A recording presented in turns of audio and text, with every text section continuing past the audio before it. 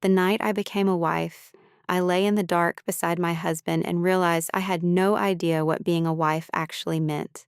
Not the real meaning of it. Not the truth that nobody in my entire life had ever spoken out loud to me. I was 21 years old. I had just stood in a barn full of 300 people and made vows before God. I had sewn my own wedding dress by hand. I had spent 16 months being courted by a man I genuinely loved. And still, I did not know what was going to happen to me on the other side of that day. And before you shake your head, before you think that is impossible, before you think surely someone told her something, I need you to understand where I came from, because that is the only way any of this makes sense.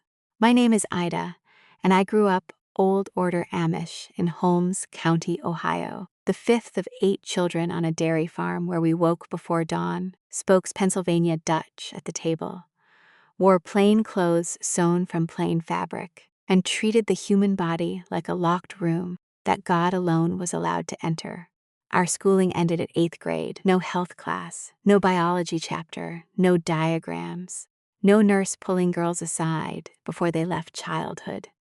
The Ordnung, those unwritten laws that governed everything from the width of a dress hem to the style of a buggy, had decided long before I was born that the body was dangerous territory. That curiosity about it was pride, that questions were the first step toward worldliness and sin. So we did not ask. I did not ask. On up a working farm, and I understood animals and hard seasons and the smell of earth after rain and the weight of a milk pail at 4 a.m. But I did not understand myself, not my own body, not what it was designed for beyond labor and childbearing as one single unnamed and unexplained thing that happened somewhere between marriage and motherhood, with nothing in between explained to anyone. Ezekiel courted me for 16 months the traditional way. Sunday visits, sitting together at the kitchen table while my parents moved deliberately, slowly in the next room, his knee almost touching mine, once his hand brushing my wrist when he passed me a hymnal, and the warmth that rose through my chest from that single half-second of contact kept me awake for 2 nights afterward. That was everything between us before our wedding. A wrist, 16 months. 2 weeks before the ceremony, my oldest sister Miriam caught me alone in the garden and grabbed my hand so tight I felt her knuckle bones and whispered, "And I am giving you her exact words because they were the entirety of my preparation for marriage." She said, "It is going to hurt the first time, and you must not make noise because it passes." I asked her what she meant. She looked at the ground. She said, "Ezekiel will understand what to do." Then she went back inside. That was it. That was the whole of it. 11 words. The night before the wedding, my mother sat at the foot of my bed, held both my hands, and told me that God designed marriage for the blessing of children, that my role was to be willing and unafraid, and that anything confusing I felt would set once babies came. She kissed my forehead. She left.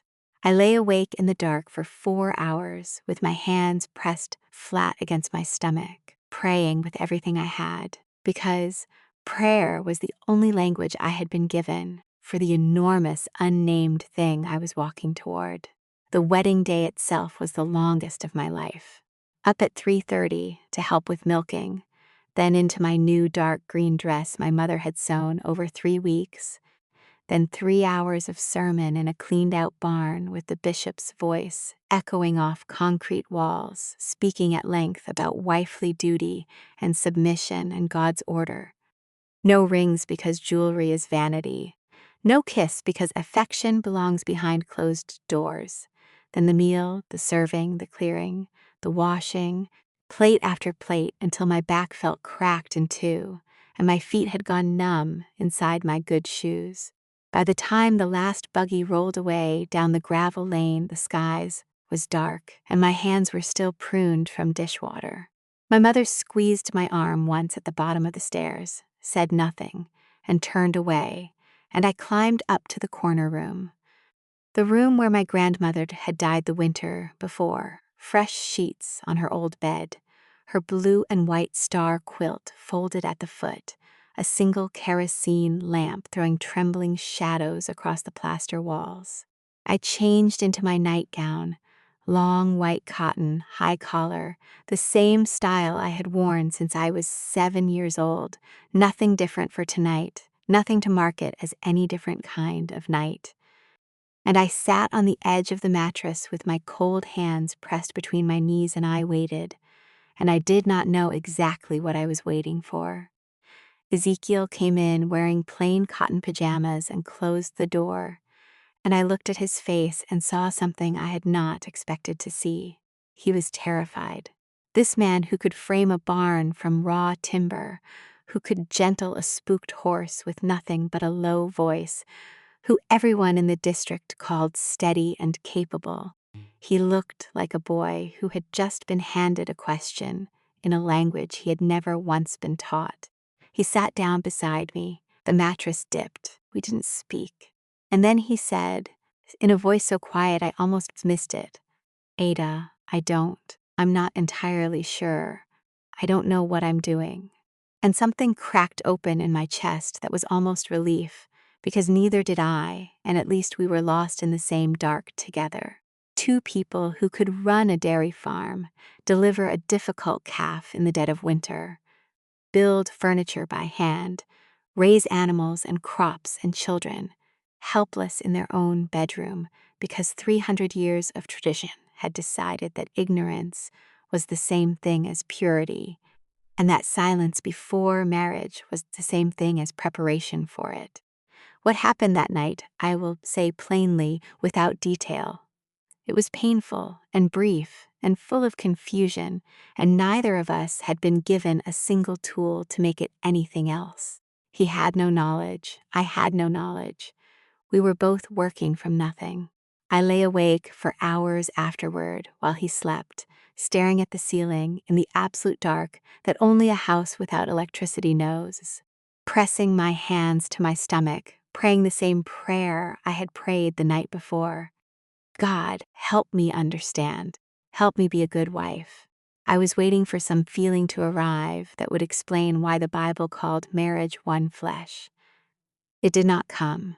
I felt the same as I had before, only sore and bewildered and profoundly lonely in a way I had no language to describe, lying inches from another person who I loved and who I was now a stranger to in every way that mattered. It did not get better for a very long time. Our life together settled into a pattern that never changed in those early years, always in the dark, always brief, always purposeful and silent, never once spoken about in the daylight. Not because Ezekiel was unkind, he was one of the gentlest people I have ever known, but because we had both been given a door and told the door would open itself, and it never did, not the way we needed it to. I learned to be elsewhere in my own body during those moments, and I did not know that was not how it was supposed to be, because I had no comparison and no permission to ask. I never experienced what I later learned I was supposed to be able to experience. I did not know that was even a thing that existed for women. I thought endurance was the whole of it. 8 months later, I was pregnant, and the community surrounded us with joy, and I felt a wave of relief so complete it nearly knocked me flat, because now there was a name for everything, a reason, a shape, a blessing I could point to.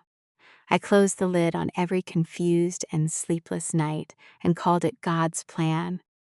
I kept that lid closed for 2 more years.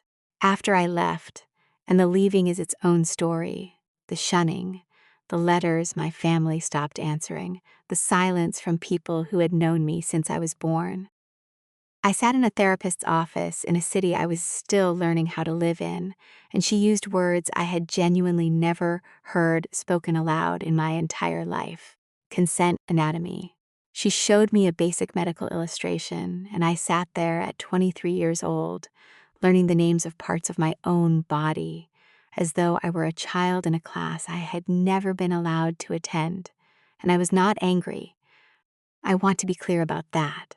I was devastated. Quietly, completely, for the girl who had knelt beside her bed the night before her wedding and begged God to help her be ready for something no one had ever explained to her. For Ezekiel, who had whispered, "I don't know what I'm doing in the dark," and meant it with his whole terrified heart, and still had no one to turn to. For every young woman in every Amish farmhouse lying down on her wedding night with nothing but a prayer and the word willing, and believing that was enough preparation for the rest of her life. The world I grew up in gave me real things I will never put down. A faith that bent without breaking, a work ethic that lives in my hands, the sound of horses at dawn, bread from a wood stove, a sense of belonging so deep it ruined me permanently for shallow connection. I carried all of it. I will always carry it. But beauty and harm can live inside the same house. They lived in mine. And what was done to both of us, to me and Ezekiel, to every young Amish bride and groom, by the silence, by a tradition that dressed ignorance up as holiness and handed it to us like a gift. That was not God's design. That was people choosing not to speak and then calling the silence sacred. If you grew up somewhere that kept your own body from you like it was something to be ashamed of, I see you. You are not broken. You survived something real, and your body was always yours, even when they never told you so, and even when they never told you anything at all.